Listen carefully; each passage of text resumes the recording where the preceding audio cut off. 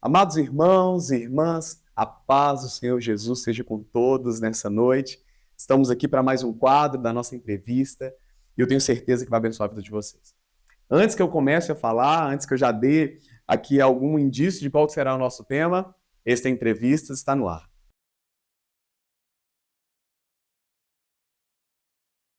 Amados, eu estou aqui com o pastor Raul Nogueira dos Santos Filho, casado, pai de 4 filhos, pastor e vice-presidente da Comunidade Cristã Ágape, Ministério Bereia, poeta, tenente da Polícia Militar do Estado de Minas Gerais, bacharel em teologia, pós-graduado em políticas públicas e projetos sociais pela UFMG e também em aconselhamento pastoral pela Faculdade Batista Mineira.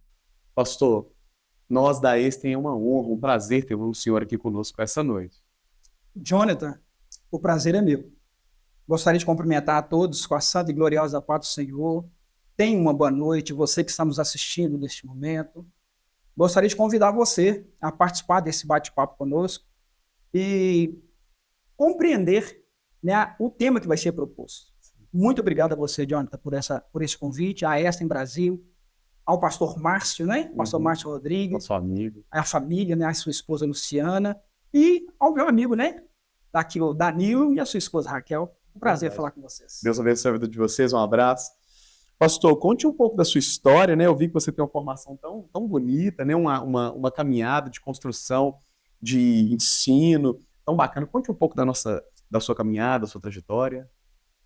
Ô, Jonathan, olha,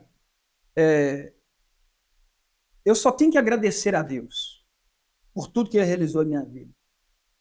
O fato de eu estar aqui nessa noite é um privilégio. Um privilégio de Deus nas nossas vidas, um privilégio de Deus na minha vida e na vida da minha família.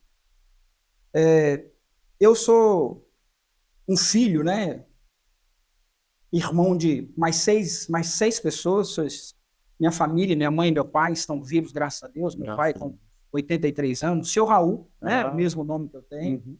Minha mãe Elza com 76. Meus irmãos, né, estamos todos vivos, graças a Deus. Graças a Deus. E a minha vida não é muito diferente do pessoal da nossa época, da minha época, né? Vida sofrida, vendo de uma família pobre, de característica negra, né? Meus pais são negros. Então, ou seja, pobre, meu pai carpinteiro, minha mãe do lar. Então, assim, não tive uma carreira estudantil ou uma carreira escolar brilhante. Não por questões pessoais, mas pelo contexto de vida mesmo, de pobreza, às vezes até de miséria, com dificuldade. Mas aprove Deus que, num determinado momento, minha mãe fizesse uma escolha. E essa escolha foi servir Jesus Cristo. Aleluia. E essa atitude dela em mudar, em buscar a mudança na vida dela espiritual, trouxe uma mudança de perspectiva com as vidas dos filhos. E isso me permitiu, mesmo com muita dificuldade, romper as barreiras, né, em relação à educação. Eu fui entrar para a faculdade aos 29 anos, depois que já estava casado, já tinha o meu primeiro filho. Então, ou seja, de lá para cá, é que as coisas realmente começaram a se realizar, se concretizar na minha vida. Nesse momento, eu gostaria até de fazer uma lembrança, Dina. Quando você me pergunta assim, falar sobre a minha vida, eu lembro de um fato importante na minha vida pessoal. Como eu disse, eu tenho filhos, eu tenho 4 filhos. O Rafael, o Gabriel, o Thales e a Thaís. O Gabriel, enquanto estava ali com seus 9 e 10 anos, ele foi convidado pela professora, ou a turma foi convidada a fazer uma redação sobre o Dia dos Pais. E nesse dia, o meu filho entregou uma redação com o seguinte título: Meu pai é 5 P's. Meu pai é 5 P's. 5 P's? 5 P's.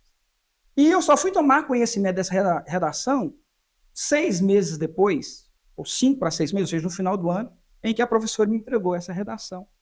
E essa redação, eu lembro dela um pequeno trecho, que ele explicava o que era o pai 5 P's. Ele escrevia lá que o pai dele era polícia. Eu entrei para a Polícia Militar aos 22 anos. Então, ele captou nessa informação: meu pai é o primeiro P, 5 P's. Primeiro P, polícia. Não, meu pai é meu pai. Primeiro P, segundo, polícia. Depois ele encontrou o terceiro P, que é justamente o poeta, do qual eu quero passar aqui para a mão do Jonathan, para entregar aqui para a STEM Brasil. Oh, que maravilha! Eu sou coautor desse livro aqui, ó, Antologia Poética do Recanto das Letras, volume 1, 2 e 3. O meu trecho, né, os meus textos poéticos que estão aqui no volume 2, na página 277, eu quero repassar para mãos aqui do Jonathan, em nome da STEM, para que vocês possam, né, aí compartilhar um pouco dessa leitura. Muito e obrigado, esse pastor. terceiro P, então, poeta, né? Eu tenho aí esse texto, por exemplo, vou pegar aqui esse Pode ficar à vontade. Ele é do Recanto das Letras, é um site online que a gente vai colocando escrito lá. Hoje eu devo ter mais de 180 escritos lá, entre poemas, crônicas, contos, estão descritos lá, e são textos que eu construo, né, ao longo do tempo, ao longo da minha vida. Então, ali está o terceiro P. Pai, policial, poeta. E meu filho, nessa época ele estudava, eu também exercia o cargo de professor nessa escola. Então, ou seja, eu era o professor de história, o professor de ética, mas também era o coordenador pedagógico da escola. Então, ali estava o meu quarto P. O quinto P, ele trouxe à sua memória, 6 meses, talvez um ano antes ali daquele fato que ele escreveu, eu participei na igreja, na comunidade que eu congregava, eu fiz o papel de palhaço. Né? No Dia das Crianças, eu fiz o papel de palhaço, aí ele pegou e colocou o quinto P. Então, pai, policial, professor, poeta e palhaço. E aprove Deus que cerca de 2, 3 anos depois, aí essa é por minha conta, Deus me abençoou com um sacerdócio pastoral. Aí hoje eu falo assim, não, eu sou pai 6 filhos. Que maravilha. Então essa é a minha construção, História né? bonita. E que Deus me permitiu estar aqui hoje, vivenciando toda essa realidade na presença dele. Nossa, pastor, que história bonita, que bom ouvir, que honra ouvir uma história tão bonita como essa. E dentro da sua história, deste tema, você falou de uma trajetória de estudo, de ensino, poeta, professor, pastor. Hoje o nosso tema é o cristão no banco dos réus. A princípio é um tema tão forte, né? É uma frase de efeito, uma frase que traz em nós o seguinte pensamento: que possa ser isto, né? Então, exatamente sobre isso, eu queria te fazer uma pergunta, já iniciando o discorrer do nosso tema. Este tema ele é metafórico. Verdade. Explique um pouco como que funciona o cristão no banco dos réus para nós. Perfeito.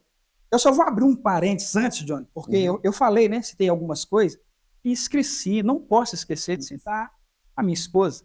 Ah, sim. Né? Minha esposa Tânia, com quem eu convivo há 30 anos, 27 anos de casados, na verdade 31, né? 27 anos de casados, vamos completar daqui a 30 dias, e 2 anos de namoro e 2 anos de novato.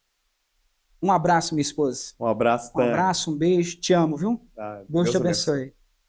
Pois então, como você disse, o tema realmente é metafórico. Sabe por quê, Jonathan? Porque em primeiro momento que se vem o tema, o banco dos réus, normalmente o cristão vai trazer referência do dia do julgamento. O dia da ira do Senhor, o dia terrível do Senhor. O grande dia. Né? O grande dia.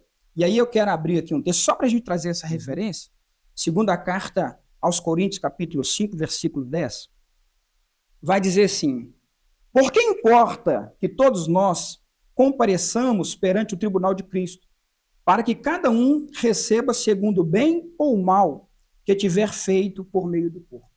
Então aqui está estabelecido o dia do julgamento, e que na maioria das vezes, quando nós lembramos do banco dos réus, ou o cristão no banco dos réus, de repente vai vir à mente das pessoas essa referência no dia do julgamento. Será o grande dia. E será o grande dia. E, na verdade, todos nós estamos nessa expectativa, né? Da segunda vinda, da vida do Senhor. E Hosana, né? Maranata, ora vem, Senhor Jesus. Verdade. Mas não é sobre isso o nosso tema de hoje. Como você disse, o tema é metafórico. Nós queremos falar, na verdade, sobre educação cristã.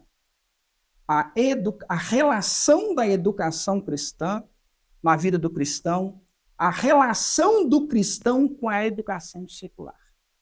Então, na verdade, o banco dos réus aqui, ele é um lugar, ele é um ambiente, ele é um lugar coletivo, esse banco dos réus, nesse contexto que nós vamos tratar hoje, nada mais é do que o banco escolar. Ou seja, Entendi. aquele crente, aquele cristão que está ali construindo a sua carreira escolar, ali no ensino fundamental, no ensino médio, na universidade. Aquele crente cristão, ele está num ambiente de confronto. E principalmente nos nossos dias. Ou seja, nesse ambiente de confronto, ele vem sendo julgado. E julgado, às vezes, não por aquilo que ele é, no sentido assim, de vivência, mas, na verdade, muitas vezes pelo preconceito, pelo desconhecimento de saber o que é a vida daquela pessoa, daquele homem, daquela mulher, daquele jovem, daquele adolescente. Então, ou seja, esse banco dos réus, ele traz uma visão sobre a vida cristã. E aí eu gostaria de dar aqui alguns adjetivos. No momento desse julgamento, nós somos julgados como fundamentalistas. Se nós pegarmos o conceito do que é fundamentalismo, nós temos um conceito natural, que poderia se assemelhar à ortodoxia cristã, ou seja, a defesa ou a vivência dos princípios bíblicos originais e genuínos, mas no aspecto radical, ou seja, do debate, do julgamento, o fundamentalista é aquele que defende com unhas e dentes a sua posição e não aceita a posição alheia. Então nós temos esse julgamento que nós somos fundamentalistas. O outro julgamento De uma também forma pejorativa. pejorativo. Uhum. Então, de um outro aspecto, nós somos julgados como alienados. Nós estamos falando sobre educação cristã, sobre educação secular.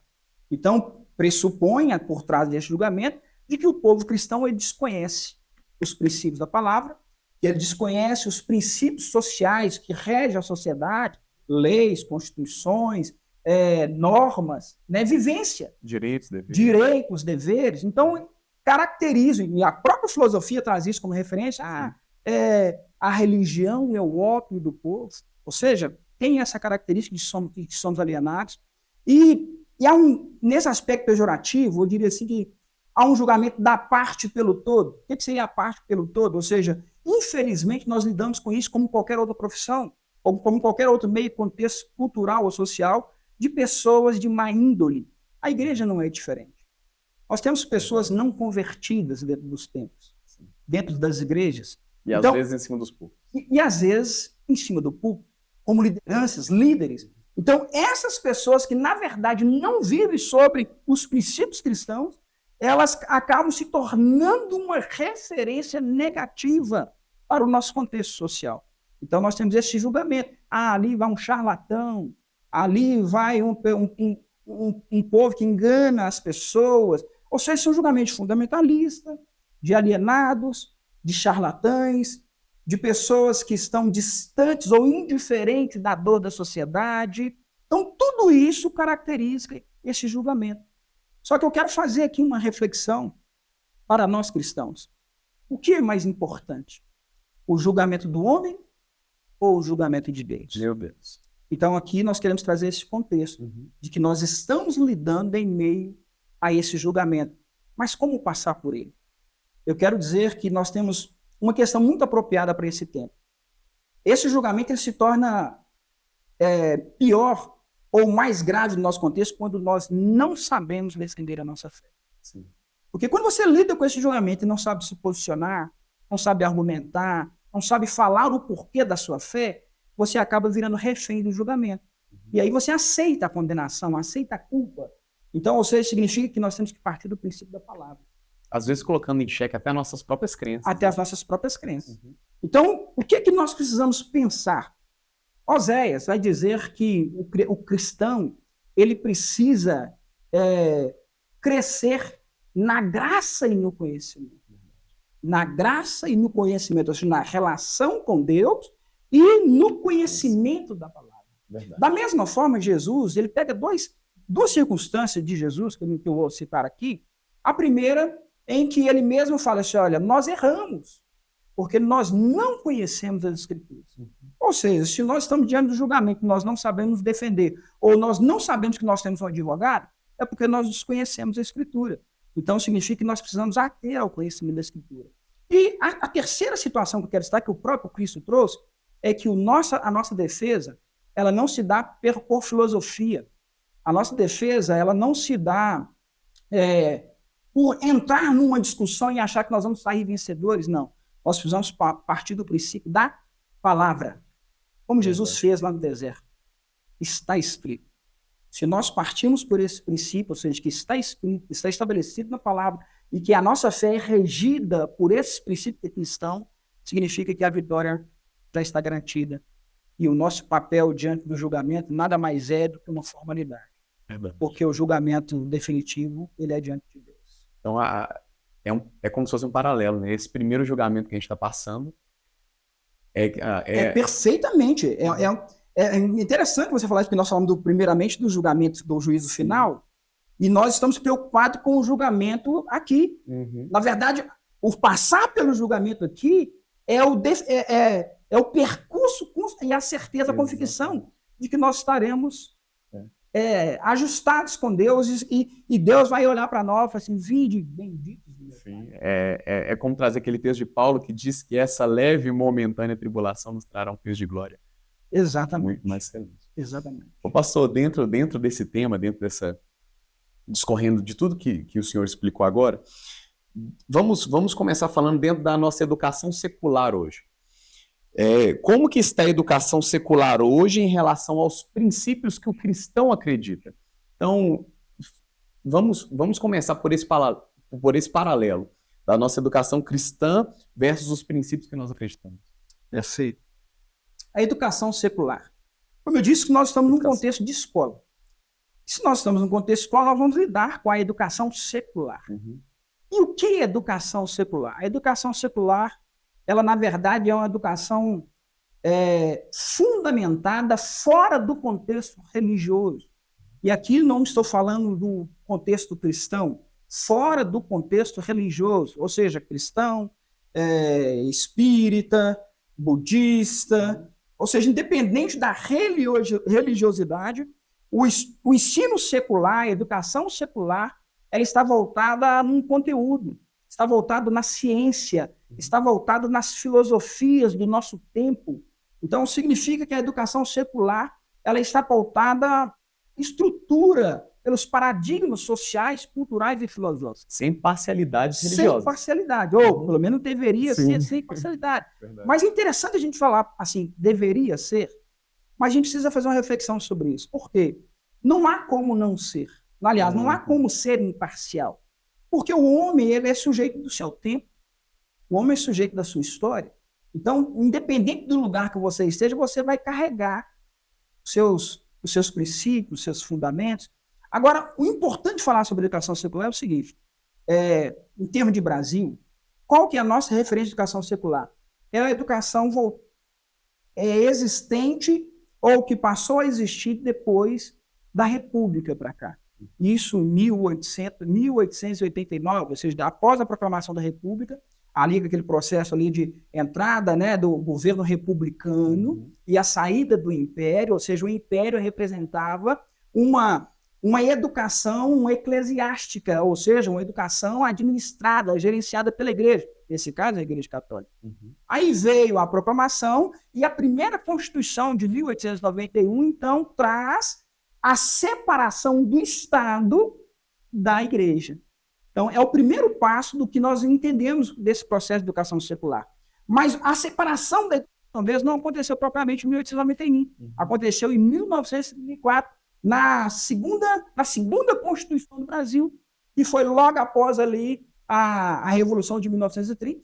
Houve ali os primeiros passos do que eles chamam do período do processo de direitos humanos na Constituição, ou de liberdade. Por quê? Porque começou a surgir certos direitos, direito da mulher votar, direito do trabalho. Então, separou-se ali a educação secular da educação religiosa. Então, ali tem essa expressão da laicização da educação com mais propriedade. Antes foi a separação do Estado e Igreja, Estado laico. Agora da educação laica, a educação distante, totalmente distante do processo religioso. Mas, ao mesmo tempo, essas constituições que veio, né, tendo 34, 37, depois 88, que é a nossa Constituição atual, a Constituição Cidadã, ela estabelece princípios dentro da educação que abre essa possibilidade para o debate livre, para o ensino catedrático. O que é o ensino catedrático? Ou seja, de liberdade de ensino por parte do professor. Então, se esse exemplo traz para nós o ensino, a liberdade de ensino, então o professor, que é capacitado, que fez a faculdade, ele vai ter a liberdade dentro da sala de aula para aplicar os seus conhecimentos. Qual a ressalva? É que, por detrás do professor, nós temos uma lei de diretrizes de base da educação nacional, que é a LDB. Isso foi em 1996.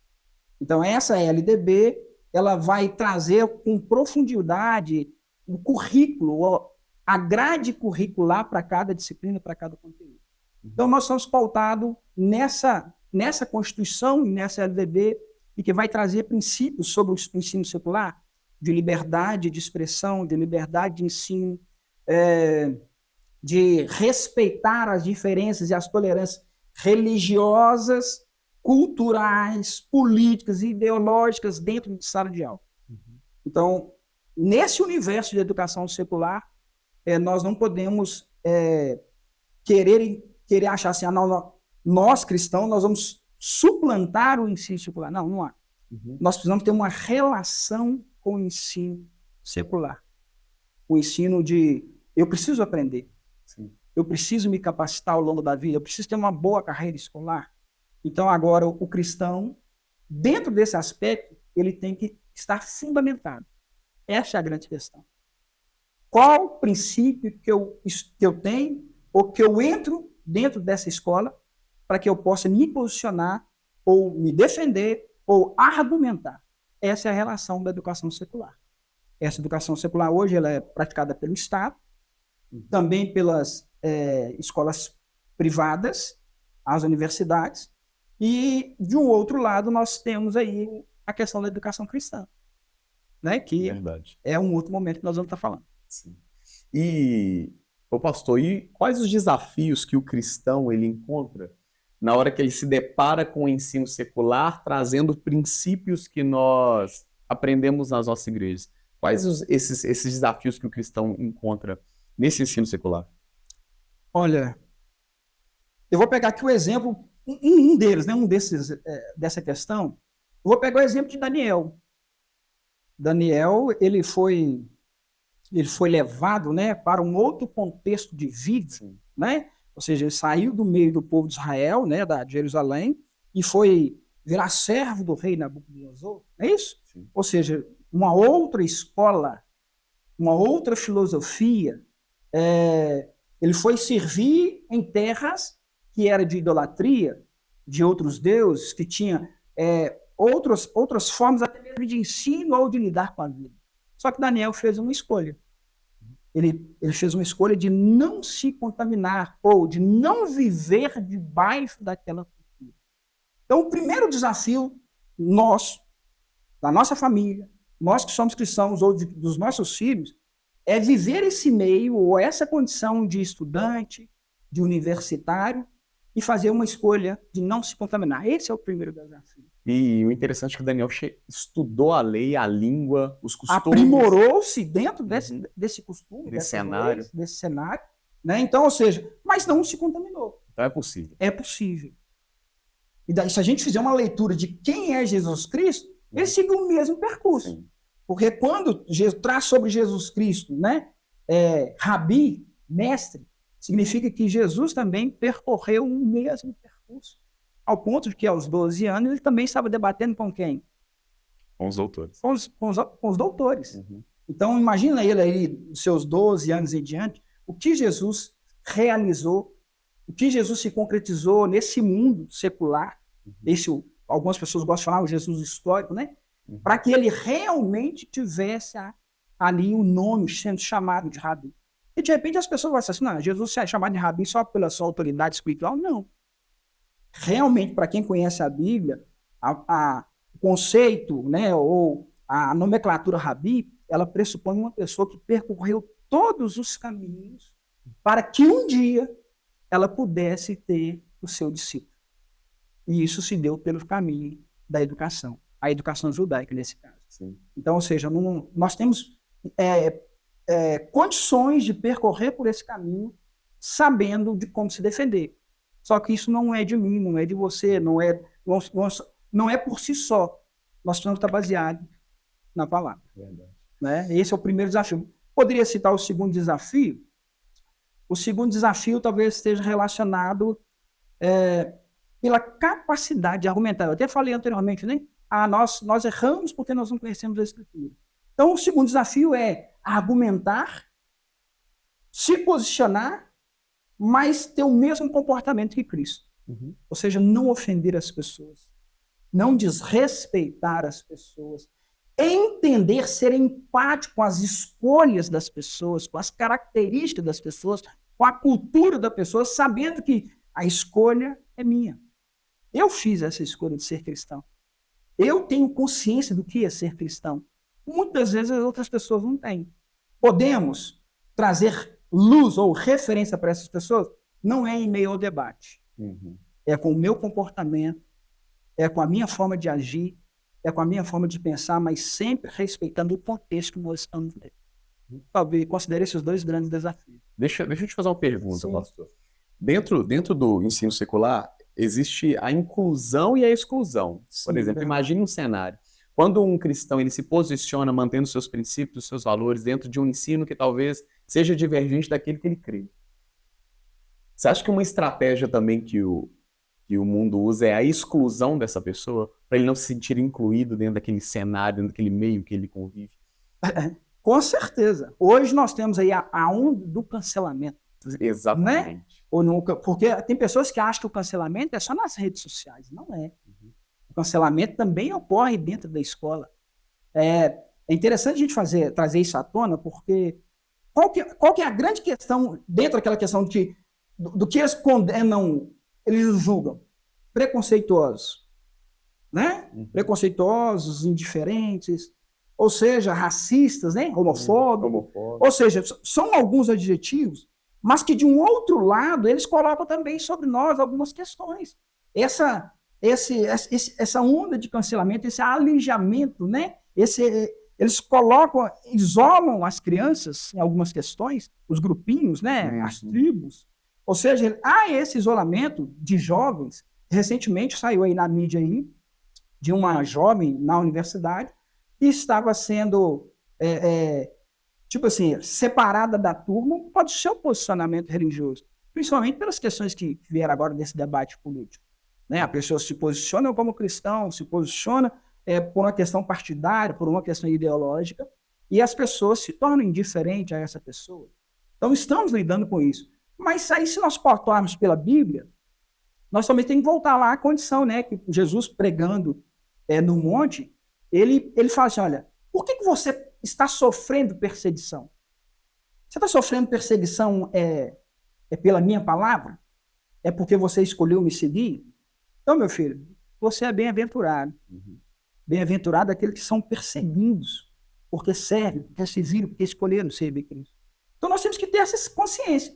Eu vou me revoltar com a vida, eu vou me rebelar contra Deus porque o mundo se tornou indiferente para mim. Peraí, nós somos peregrinos. Sim. Somos passageiros nessa terra. E eu tenho que entender que, peraí, eu escolhi servir a Cristo. Então nós estamos sujeitos. Não tem como fugir dessa condição. Nós estamos sujeitos ao julgamento, à crítica, ao cancelamento. Mas quando o cancelamento ocorre e você tem consciência da sua inocência, não por si mesmo, mas porque Deus te estabeleceu a justiça sobre a sua vida, isso nós precisamos tirar de letra. Não podemos parar a nossa vida, voltar atrás com as nossas coisas. Pelo contrário, devemos prosseguir, significa que nós estamos no caminho certo. Estamos no caminho certo. Nas cartas de João, ele vai dizer que aquele que se constitui amigo do mundo, constitui-se inimigo de Deus. Então, imagine nesse episódio onde o ser cancelado é saber que estamos no caminho. Por que você foi cancelado e que você está no caminho. Né? Você citou o João, vou citar Tiago 4,4, né? Quem é amigo de Deus é inimigo do mundo. Quem é amigo do mundo é inimigo de Deus. Então nós temos que saber dessas questões. E isso está na palavra. Temos a nossa juventude. Porque a nossa juventude, ela ela se pega pelas questões sociais, relacionais, ou seja, esse contexto de amizade. Então, ela se sente muitas vezes confundida, constrangida com esse cancelamento. E algumas delas acabam cedendo. Né? Eu vou dizer que é muito mais pela imaturidade, pela meninice, mas que por detrás disso, há o ponto que nós citamos, que é a ausência da educação cristã. E eu gostaria de voltar um pouquinho sobre essa questão da educação cristã, que a gente precisa entender o que é educação cristã. Se eu quero realmente defender a minha fé, eu preciso pautar pela educação cristã. E essa educação cristã, ela se dá em dois aspectos. Ela se dá no aspecto doméstico, precisa se dar no aspecto doméstico, porque a palavra vai dizer que os pais, né, os responsáveis, precisam ensinar as crianças no caminho. No caminho, não é indicar, vai, faz dessa forma, apontar, não. É no caminho. Então, o pai precisa doutrinar o seu filho através dos princípios bíblicos, através do seu comportamento, através das práticas cotidianas. Exemplo, o devocional doméstico, né? Lendo a Bíblia com seus filhos, orando na sua casa, indo à igreja, congregando não só de presença, mas de realmente um coração sincero para que ele possa servir como modelo. E de um outro lado nós temos a igreja. Ou seja, essa educação cristã, ela precisa estar voltada na palavra e dentro dos princípios que a palavra estabelece. Ao contrário do que a educação secular, que está pautada em filosofias, né, em princípios das ciências, a educação cristã ela está voltada em dois princípios fundamentais lá na igreja primitiva. Atos 2:42, ali de 2:42 a 46, vai contar do povo que estava reunido de casa em casa, dividindo o pão e na doutrina. Ou seja, nós temos aqui dois princípios estabelecidos. A doutrina, que chama didaquê, ou ensinamento dos apóstolos, e a comunhão.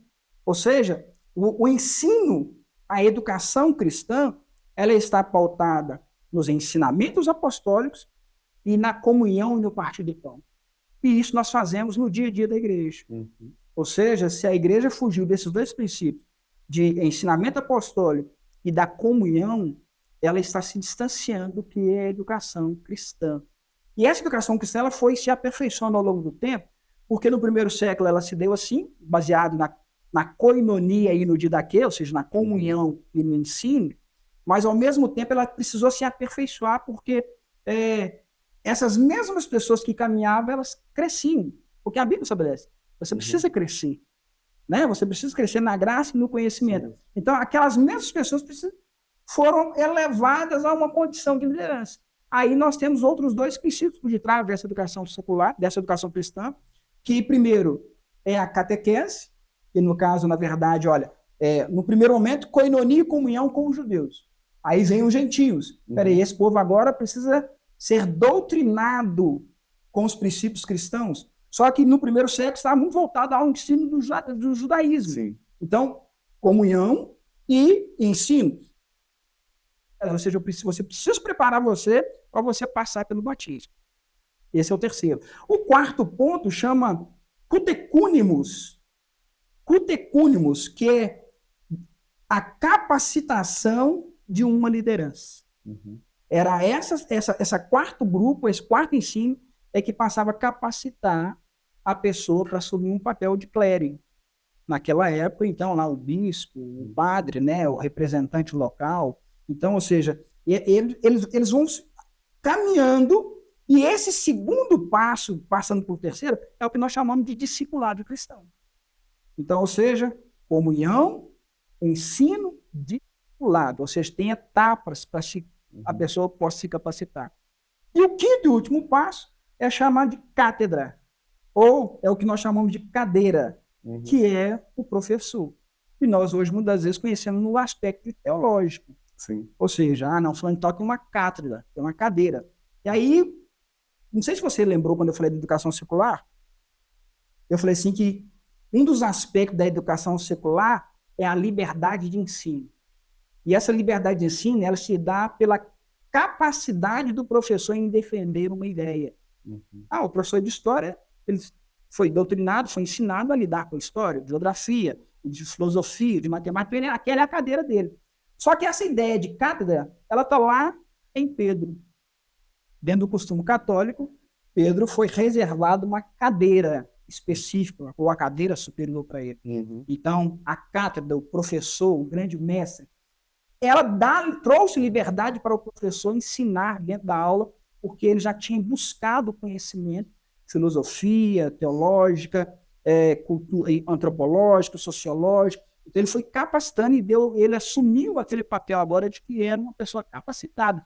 Então, a cátedra que defendeu hoje a liberdade é a mesma cátedra que estava lá atrás, ligada à religiosidade. Entendi. Ou seja, por mais que a gente queira falar assim, pegar aqui um termo, né? Hoje nós podemos falar assim, não, hoje tem uma escola sem partido, uma escola sem ideologia. Podemos até discutir sobre esse assunto, podemos, como está sendo discutido em Congresso. Mas, como eu disse, tanto nós que defendemos a educação cristã, quanto aqueles que aplicam a educação secular, eles estão revestidos ou investidos nos conhecimentos que estão apropriados a ele. Então, não há como ser totalmente imparcial. E ele acaba sendo autoridade no assunto, autoridade influenciador das suas próprias ideias. E tentando imprimir a sua digital no contexto dos alunos, alunos. Que é a relação mestre-aluno. Exatamente. Discípulo e mestre. Isso faz parte do contexto. E aí eu quero só para a gente fechar esse assunto aqui nesse primeiro momento, porque fica esse embate, educação secular e educação cristã, como se uma fosse se sobrepor à outra. Na verdade, o que nós cristãos precisamos entender? Primeiro, nós estamos neste contexto de vida. Nós estamos nesse contexto de sociedade. Então, significa que nós precisamos nos capacitar para lidar com as circunstâncias do dia a dia. A palavra diz assim, deixe o dia o seu próprio mal. Significa que nós precisamos lidar com essas condições. A igreja necessita. Jonathan, interessante esse assunto, porque a igreja hoje ela tem uma necessidade de grandes mestres. Mas não só aqueles mestres que estão presos no sentido assim, não, eu quero ensinar a palavra, e não estejam abertos, por exemplo, à psicologia, à psiquiatria, à psicanálise. A igreja carece de uma indicação, por exemplo, eu quero procurar uma autoridade na medicina, uma autoridade na engenharia, uma autoridade na arquitetura. Peraí, se eu conhecer o Jonathan, que é o mestre da comunicação, olha aí, imagina. Que maravilha, tá, amém. Uma referência cristã dentro da comunicação. Uma referência cristã lá na cátedra de história, na cátedra de geografia. Ou seja, a igreja precisa se estabelecer. A igreja precisa dessas referências. E aí, se nós não abrimos a mente para entender de que é necessário que os nossos filhos sejam protagonistas na escola secular. E não que sejam bons alunos. Coadjuvantes. Eu vou usar até um termo mais pesado. Nós precisamos que os nossos filhos não sejam medíocres. Figurantes. Por que eu vou fazer essa relação agora? Porque nós vamos entrar numa terceira situação, de que a educação cristã está sendo relegada. Relegada em qual sentido? Muitas vezes a igreja defende a ignorância. Não, nosso filho tem que ser crente, tem que ser isso, tem que ler. Sim, temos que fazer tudo isso. Mas você lembra que precisamos ser homens e mulheres que têm conhecimento da Bíblia, sim, da ciência. Nós precisamos receber informação, precisamos produzir essa informação, tornar ela conhecimento e fazer desse conhecimento sabedoria. Há uma relação aí do ensino. Então, se nós não aplicarmos isso, então, quando eu falo da ignorância, porque antigamente tinha muito aquela ideia, né? O líder, pastor, ele aparecia pela sua capacidade em pregar, em ministrar, teu lado espiritual, né? Nenhum problema, é necessário isso. Mas nós também precisamos que os nossos líderes sejam capacitados, primeiramente, na sã doutrina, sim, e que ele seja capacitado em aconselhar os que estão com ele. Vida profissional, imagina se uma pessoa procura o pastor Márcio, né? Procura outros pastores, e aí esse pastor fala, não, essa profissão aqui apresenta essa aqui apresenta aquilo. Ou seja, nós precisamos ser capacitados para orientar primeiramente os nossos filhos e segundo a igreja. E isso vem através de livros, através de conhecimento, através do banco escolar, que no primeiro momento traz julgamento, mas que também traz conhecimento. Pastor, agora nós vamos falar da educação cristã, que é o contraponto dentro desse assunto que nós acabamos de falar, da educação secular. Então, vamos fazer uma introdução. Como que está a força da nossa educação cristã? Porque nós já entendemos que a educação secular, ela tem os seus princípios, ela tem a sua influência, e acaba que os nossos cristãos, nossos filhos, nossos jovens, nossas crianças estão nesse banco, às vezes sendo julgados, às vezes sendo posto à prova, colocando seus princípios a teste. E agora, como que nós, cristãos, igreja, pais, mães, cristãos, que estamos enviando os nossos filhos para esse tipo de julgamento, como que a gente tem preparado esses jovens, essas crianças? Jonathan, olha, nós estamos vivendo um tempo difícil em relação à nossa educação cristã. Eu não vou generalizar, porque nós temos igrejas que têm todo um zelo, um cuidado em relação à educação cristã, que tem toda uma preocupação de seguir aqueles princípios que eu te disse, né? Em relação ao ensino apostólico, em relação à comunhão, em relação ao discipulado cristão. Mas quando você vive em meio a esse contexto, e aqui eu vou fazer algumas referências, principalmente em relação à questão do neopentecostalismo, do pentecostalismo, né? Essa ideia de uma igreja em movimento, em que está sempre buscando pregações para o momento, elas estão se distanciando do princípio do ensino e da educação cristã. E esse principal distanciamento, ele se dá primeiramente pela realização de uma diversidade de cultos. Cultos de segunda a segunda, 2, 3 vezes ao longo do dia. Mas quando você pega ali na estrutura daquela igreja, vou dizer assim, a igreja programática, as informações que estão ali, você não vê nenhuma preocupação com, por exemplo, um culto voltado para a pregação da palavra, ou o culto da palavra. Você não percebe na estrutura daquela igreja uma situação básica em relação à educação, que é a escola bíblica dominical. Verdade. E aqui não vou usar nem o termo de escola bíblica dominical, porque às vezes a pessoa pode aplicar ela numa terça-feira à noite, numa quinta à noite, mas escola bíblica, educação cristã, seja o nome que a pessoa dá, mas há uma grande parcela de igrejas, se você pegar as grandes igrejas hoje, porque quando você vai na mídia, vai na pesquisar hoje, as grandes igrejas hoje estão voltadas para esse campo neopentecostal. Né? As igrejas tradicionais, elas estão aí, elas estão mais apropriadas à educação cristã, mas ao longo do tempo elas estão perdendo referência em termos de quantidade de membresia. Então, o fato é que a educação cristã está sendo relegada, vou nem dizer a segundo plano, porque ela está ficando inexistente, ausente desse contexto. Então, significa que se você não tem escola bíblica, se você não tem cultos voltados para a pregação da palavra, pregação voltada para a exposição da palavra, que temas, pode ser pregações temáticas, pastor? Pode sim, sem problema nenhum, desde que seja pautado na palavra. Sim. Agora, também você não tem um discipulado cristão. O que é o discipulado cristão? Peraí, chegou um novo convertido, por que não preparar esse novo convertido para que ele possa passar pelos processos eclesiásticos e bíblicos, para que ele possa assumir um papel de liderança? Ou seja, a pessoa veio, se envolveu na dinâmica de culto, daí a pouco a pessoa, porque ela fala bem, porque às vezes ela tem um conhecimento secular, aí você pega e coloca aquela pessoa já num pedestal, e aí, né, coloca no altar. Sim. Sem nenhum preparo, sem nenhum processo de conhecimento bíblico, sem nenhum processo de construção histórica da Bíblia ou com a Bíblia. Então, significa que essa educação, a educação cristã, num contexto geral, ela está sendo relegada, e aí nós estamos pagando um preço muito alto nessa sociedade. Porque aí entra naquela questão do julgamento. Se você é colocado no banco e as pessoas pedem você provas, argumentos, e você não consegue ofertar, como é que de fato você vai ser luz do mundo e sal dessa terra?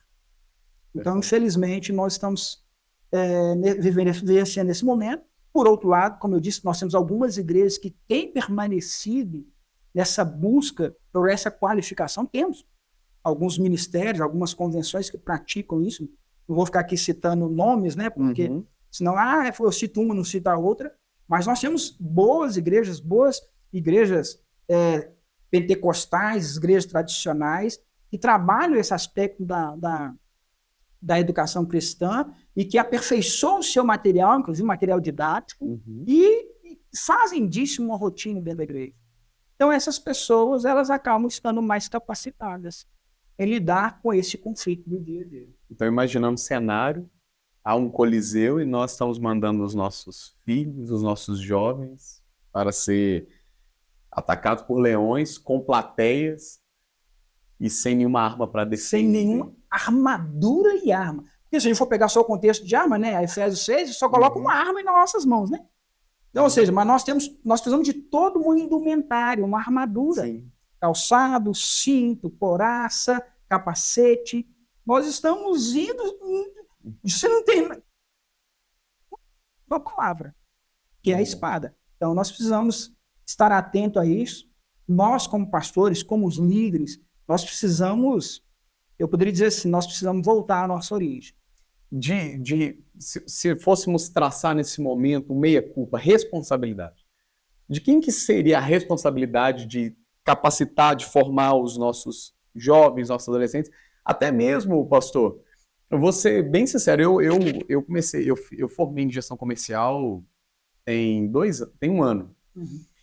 Eu fiz faculdade depois de mais velho, formado, o senhor também, né? Fez com 29 anos. Até os nossos adultos, nós precisamos estar formados. Então, crianças, jovens e adultos. Essa meia-culpa, de quem que é essa responsabilidade dessa educação cristã? Pois então, baseado? Dentro do contexto bíblico, ele vai estabelecer para nós três condições dessa capacitação. O primeiro é o doméstico. Infelizmente, nós estamos lidando também num contexto social e cultural de famílias muito desestruturadas. E a família estruturada, automaticamente, essas pessoas também estão dentro da igreja. Família desestruturada. Então, ou seja, famílias, às vezes, com ausência de pais, às vezes com ausência de mãe, às vezes com a condição financeira precária que impede os pais de promover uma qualificação melhor dos seus filhos. Mas o principal em relação à educação é a cristã. A família se ausentou da educação cristã. Eu disse aqui do devocional diário, eu disse aqui, antigamente era muito comum dos pais vivenciarem o dia a dia dos seus filhos em relação à leitura bíblica. E eu já estou lidando no contexto eclesiástico já há quase 20 anos, já trabalhei com escola bíblica para adolescente, para jovem, para adulto. Então, ou seja, essas pessoas, elas não estão dedicando ou cumprindo a Bíblia. Medita na palavra de dia e de noite. Então, isso começa em casa. Então, a primeira responsabilidade, ela é dos pais. E eu vou até chamar a responsabilidade para mim, ou para você que é homem, que é paterna. Né? Ou seja, o homem ele tem um papel sacerdotal dentro da sua casa, e se ele não sabe para si, ele precisa buscar.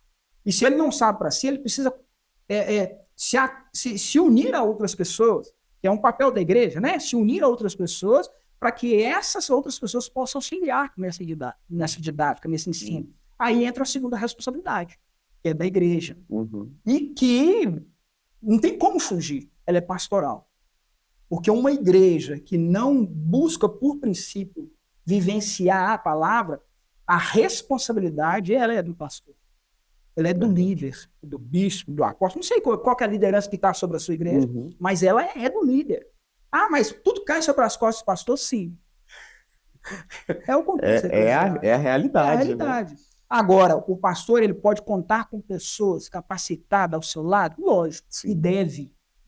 Se ele, por si só, ele não tem uma capacitação, né, no sentido aqui de abrangência na área de ensino, do mestre, ele precisa contar com pessoas que tenham essa condição para que possa somar força com ele, que possa formar uma estrutura de educação cristã, de ensino eclesiástico, para que possa capacitar essas pessoas e auxiliar os pais a cuidar dessa criança, desse jovem, desse adolescente, para que eles estejam preparados para o dia, o cotidiano.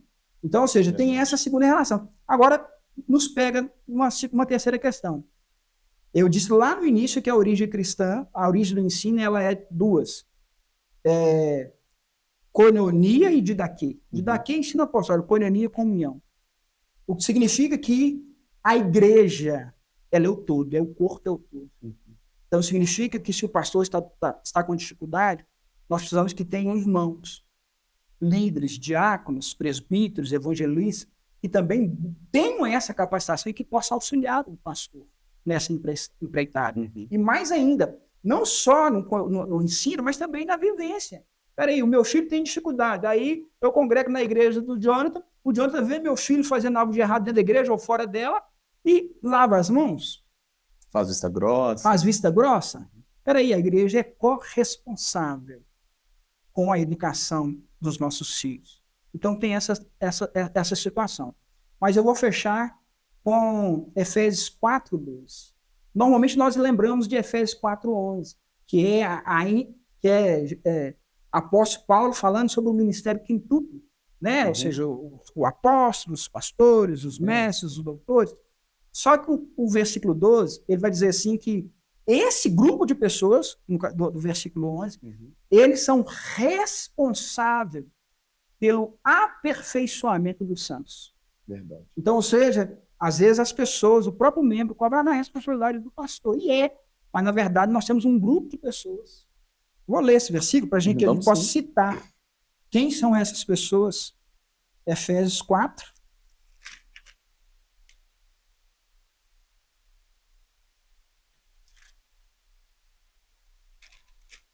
O versículo 11 vai dizer assim, olha.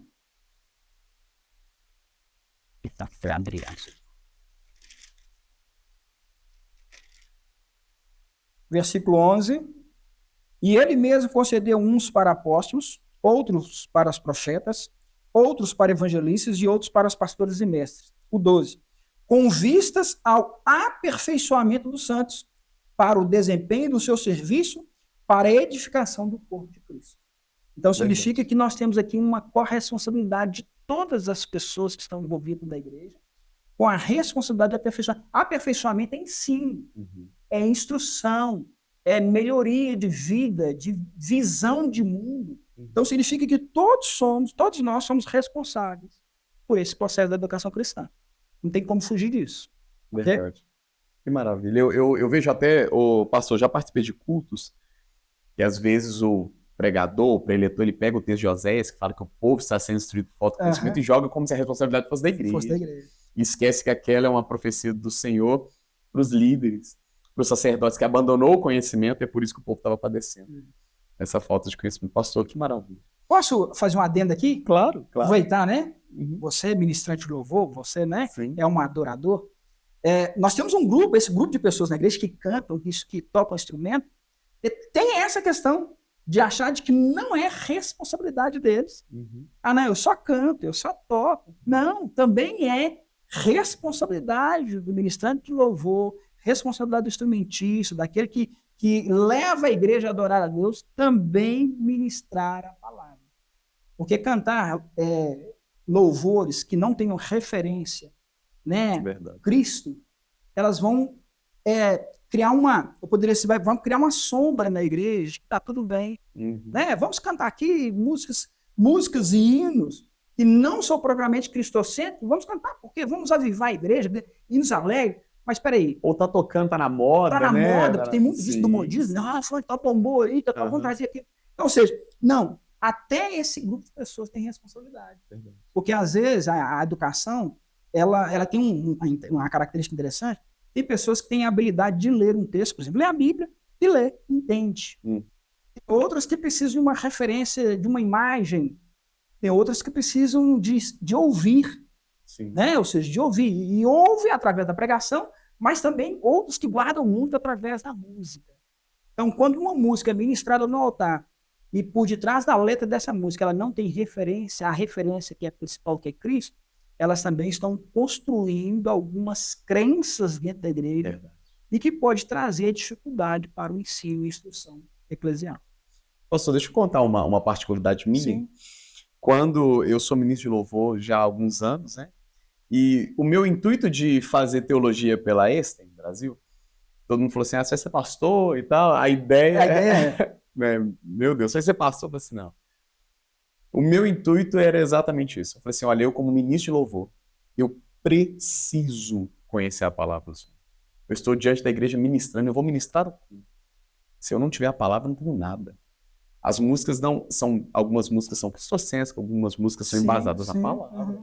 Mas se eu não tiver a palavra por si só, que é a autoridade máxima daquilo que eu vou dizer, se eu não tiver esse embasamento, esse conhecimento, esse domínio, então eu comecei a fazer teologia, porque eu sou ministro de louvor, e eu pensei o seguinte, eu preciso ter o que passar dentro da palavra do Senhor. Perfeitamente, correto. Pastor, deixa eu te fazer uma pergunta. Sobre esse cenário que nós vimos, qual que é um plano de ação que a gente pode tomar, assim, que as igrejas, você viu como um todo, precisa tomar para esse despertamento, para a gente acordar, para a gente entender que nós estamos falando de vidas e futuros dos nossos jovens, das nossas crianças e jovens? Bom, o principal é aquilo que eu já falei, né? Nós precisamos voltar ao princípio da educação cristã. O ensino da palavra, ele precisa ser diário, cotidiano. Não é aquela questão assim, uma outra característica, né, dessas igrejas ou das igrejas que perderam a referência. Realizam muito congressos, né? Congresso de louvor, congresso de mulheres, mas ao mesmo tempo esquece do processo da educação, né? Os seminários realmente voltados para a educação voltada da Bíblia, o ensino bíblico, discussões de temas importantes, seja ele de momento ou aqueles voltados para a doutrina, né, bíblica. Então, ou seja, quando você perde essa referência, você traz uma dificuldade para esse momento que nós estamos vivendo. Então, ou seja, nós precisamos voltar, aí eu vou pegar até um texto do Apocalipse, nós precisamos voltar ao primeiro amor. Verdade. Ao primeiro amor, não só no sentido porque eu pequei, eu preciso ver onde eu caí, não, mas voltar ao primeiro amor em relação à palavra. Nós precisamos priorizar a palavra, precisamos colocar o ensino em primeiro lugar. Porque quando você pega o caminho de Cristo em relação à sociedade, ele o tempo todo ele ensinou. Depois ele curava. Primeiro ele ensina, depois ele cura, depois ele trata com a pessoa. Então, ou seja, o princípio nosso sempre deve buscar pelo ensino. Então, as igrejas, para voltar, para corrigir esse caminho que nós estamos nele, nós precisamos priorizar o ensino e a educação cristã. Fazer o que o mundo está fazendo. Ou, pelo menos, vamos valorizar a educação secular, vamos priorizar a filosofia, a ciência, não é isso que a educação secular defende? Sim. Não, é a ciência. Peraí. Então, se eles defendem a ciência, nós temos que defender o quê? A palavra. A palavra de Deus. Os fundamentos, a doutrina, a ortodoxia cristã. Significa que nós cristãos temos que entender de que a palavra é o nosso lugar. Sim. Se nós perdemos isso como referência, nós vamos ficar refém das circunstâncias do mundo. Então, o primeiro lugar é esse. E o percurso precisamos reinstalar as nossas escolas bíblicas. As igrejas precisam abrir espaço para a educação cristã. As igrejas precisam abrir espaço para a educação secular, a educação, o discipulado cristão. Por quê? Por que eu vou pegar uma pessoa que desconhece totalmente a palavra e colocar ela agora para assumir um papel dentro da igreja como diácono, como presbítero, como evangelista, como pastor, sem a preparação? Então, ou seja, significa que nós precisamos voltar para esse discipulado cristão. E é interessante, o que teologia é estudo de Deus. Então, o estudo, a teologia, ela é um percurso da vida cristã. Peraí, então, você falou, né? Foi buscar conhecimento da teologia. Por quê? Porque, primeiro, você passou lá pelo processo de discipulado cristão, pela escola bíblica, você foi capacitado a assumir um papel na liderança como líder, ou seja, um treinamento de obreiro. Peraí, eu preciso dar mais um passo. Aí, agora eu vou me capacitar em relação à teologia. A ideia da teologia, do jeito que as pessoas pensam, é um ensino filosófico, ou seja, uma construção sistemática do conhecimento. Significa que agora não, eu preciso dar um passo a mais na minha vida. Eu vou fazer a teologia. A teologia, ela não pode ser julgada. E, infelizmente, esse tipo de julgamento. Sim. Fulano de tal fez teologia, agora ele vai desviar. Nossa. Infelizmente, tem muita... Tem até alguns líderes que falam, fulano tá lá, foi fazer teologia, a cabeça dele mudou. Mas muda mesmo. Sim. Porque o conhecimento, o ensino e o conhecimento tem essa dinâmica de mudar. É esse confronto mesmo, esse é o espaço de mudança.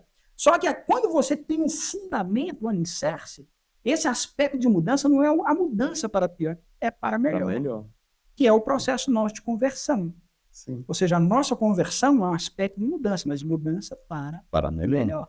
A educação também promove isso, principalmente a educação bíblica. E esse caminho de crescimento... É o caminho de crescimento, faz parte do processo. Sim. Não tem como voltar atrás. Ah, não, a gente já nasceu pronto? Não, meu filho.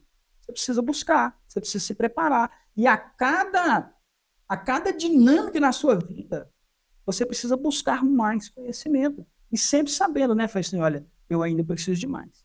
Primeiro, eu preciso de Deus sempre. Você sempre vai precisar de Deus. Sempre vai precisar da presença, do auxílio do Espírito Santo.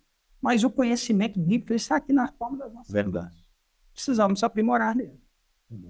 O pastor, dentro desse assunto sobre buscarmos o conhecimento, hoje nós temos, por exemplo, a Estem Brasil, que é uma escola muito séria, que se preocupa com o ensino da palavra de Deus, com material embasado dentro das escrituras, e o tempo todo a gente está renovando, a gente está atualizando algumas coisas, incluindo alguns materiais que são fantásticos. Então, só que no mundo hoje está uma chuva de informação com a tecnologia que está vindo sobre os nossos jovens, né? Até que ponto isso é bom? Até que ponto isso é ruim? Como que está esse paralelo dessa enxurrada de informação versus o conhecimento? De qual fonte nós estamos bebendo, né? Verdade. Então, como que está isso hoje? Olha, é interessante essa relação conhecimento e informação, né, ou educação e informação, porque, primeiro, nós estamos vivendo um tempo de modernidade da tecnologia. A sociedade vai chamar que nós vivemos uma sociedade da informação, ou mundo de informação. Por quê? Por causa da internet, por causa das redes sociais, por causa da quantidade da informação disponível que nós temos através da educação. A educação diversificou, né? Antigamente a educação era generalista. O que é isso? Você adquiria um conhecimento e nesse conhecimento você sabia muitas coisas. Hoje não, ela se especializou. Então, quem sabe história, sabe história. Quem sabe geografia, sabe geografia. Então, ela diversificou. Então, essa quantidade de informação, ela faz parte do nosso processo. É tanto que, vamos pegar aqui uma... Você tem filho? Tem, né? Tenho duas meninas. Tem duas meninas. Então, ou seja, o que é? Vou pegar o meu filho mais velho. Meu filho mais velho tem 24 anos. Ele vem de uma geração de que ele foi ter o contato com tecnologia lá para os seus 10 anos, 12 anos, 15 anos. Eu, no meu caso, eu fui ter acesso à tecnologia já com acima de 22, 24 anos. Foi tardia, né? A presença em relação à tecnologia tardia. Agora, a minha filha de 15 anos, ela já nasceu no meio tecnológico. Sim. Então, isso não tem como hoje você falar assim, eu vou tirar a tecnologia da mão da minha filha. Não. Eu vou dizer assim, ela nasceu no mundo tecnológico. Inserido nesse cenário. Então, não tem como você tirar das pessoas dessa época, principalmente eles vão chamar, a tecnologia vai chamar de geração Z, que é o pessoal vindo aqui depois de 1990 para cá, que nasceu de 1990 para cá, já estão inserindo nessa geração deles, envolvido com a tecnologia, com a informação. Não tem como você tirar essas pessoas desse contexto. Então, significa que agora nós temos que lidar com a informação dentro do aspecto que a Bíblia coloca. Qual que? 2 aspectos. Primeiro, nós precisamos fugir da aparência do mal. Sim. Resistir ao diabo. Sim. E o terceiro, analisar tudo. E reter o que é bom. Então, ou seja, nós precisamos traçar esse caminho em relação à informação. E eu vou repetir aqui o que eu falei atrás, né? A informação, ela está... Vou pegar um exemplo, né? Aqui está a Bíblia. A minha Bíblia, sobre uma bancada, numa estante, numa biblioteca, é uma informação. A minha Bíblia, quando eu leio ela e começo a meditar nela, ela se torna conhecimento. Mas agora, a hora que eu pego esse conhecimento e coloco da boca para fora em 2 aspectos, no que eu falo e da forma que eu acho, ela passa a ser sabedoria. Então, a informação, ela está disposta na sociedade. E, dependendo da área de atuação que você executa na sociedade, você precisa de uma diversidade dela. Então, esse aspecto é muito bom, é necessário, faz parte da nossa vida. O lado ruim da informação é o lado obscuro, o lado oculto dessa informação. E hoje ela está disponível também.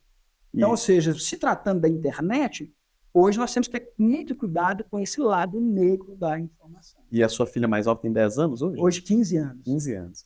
E imaginar, por exemplo, chegar informação a uma adolescente em um período que está em transição Sim, para ser jovem, chegar uma informação antecipada a ela por causa desse acesso fácil. Acesso, essa rapidez com que chega a informação. Sim, eu tenho uma filha de 8 anos e a minha preocupação é ela não ter acesso a tipo de conteúdo que não é para a idade dela.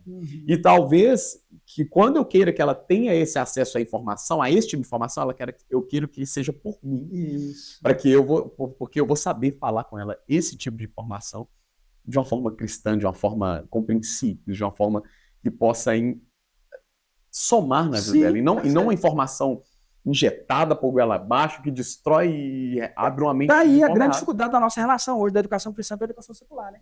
A educação secular, ela está abrindo espaço cada vez mais cedo para informações que, no primeiro momento, a gente faz julgamento que não seria para aquela hora. Sim. Aí ela insere. Hoje tem esse debate, né? Onde é que a criança tem que aprender sobre sexualidade? É lá na infância, na juventude, na adolescência, onde é? Então está tendo esse debate verdadeiramente. A igreja consegue usar essa tecnologia para poder, como uma força, uma arma, uma estratégia? Com certeza. Posso pegar um exemplo prático? Claro. O que nós estamos fazendo hoje. A Estem Brasil está usando a tecnologia, o meio de informação, né, que é a finalidade da rede social, para a comunicação, para expandir o seu conhecimento ou o conhecimento da palavra. Então, aqui está uma parte prática boa dessa história.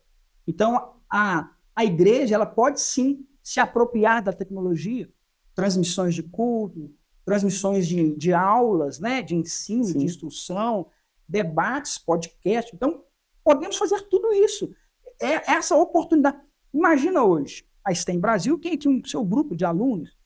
Então, ela vai atingir 100 pessoas, 500 pessoas, 200, 1000 pessoas, mas através de uma live como essa, de uma transmissão, né, no YouTube, sim, ela pode alcançar dezenas de milhares. Sim. Então, ou seja, a parte boa é essa. Outra parte boa também da tecnologia é a facilidade da administração eclesiástica. Antigamente tudo era papelzinho, né? Sim. Hoje não, hoje você lança as coisas com mais praticidade, planilhas, programas, como é que chama? Esses apps, né? Esses aplicativos que tem no celular. Você consegue ter uma visão maior da sua membresia, sim, dos seus departamentos a partir da tecnologia. Então, sim, ela tem um lado muito bom, mas também pode ter o seu lado ruim. Mas esse lado ruim não está inerente à tecnologia. Ela é inerente ao homem. Exatamente. Eu gosto sempre de frisar isso, né? O meu carro, por exemplo, é benção na minha vida, na minha família, no ministério. Mas ele também pode ser um mal. Se eu não souber usá-lo com sabedoria, se eu não buscar habilitação para usá-lo, eu vou fazer mau uso de um instrumento que é tecnológico. Então, tem essa relação, o lado bom e o lado ruim. E hoje a tecnologia tem afetado muitas pessoas? Tem. O lado bom e o lado ruim, né? O lado ruim, vou pegar no contexto, né, das nossas crianças, que está muito relacionado à educação, né?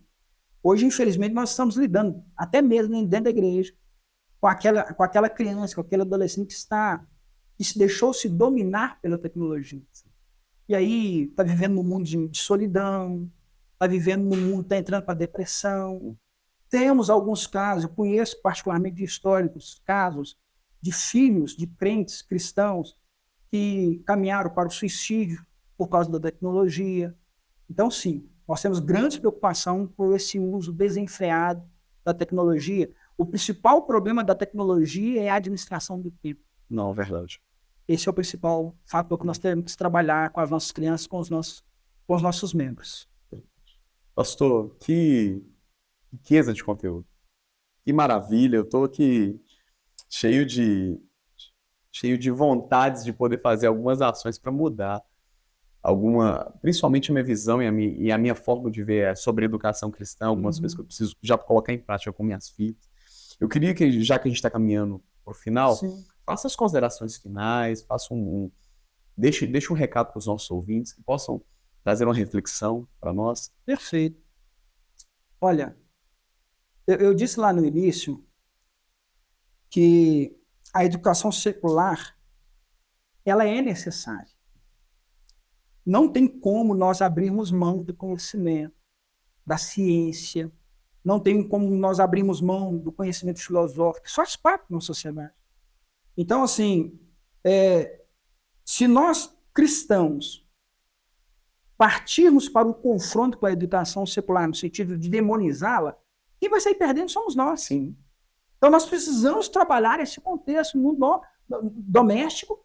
Eu preciso querer para os meus filhos que eles sejam capacitados, que eles progridem intelectualmente, profissionalmente, e isso depende do estudo secular. Da mesma forma, eu tenho que buscar na palavra aqueles que têm fundamento para isso.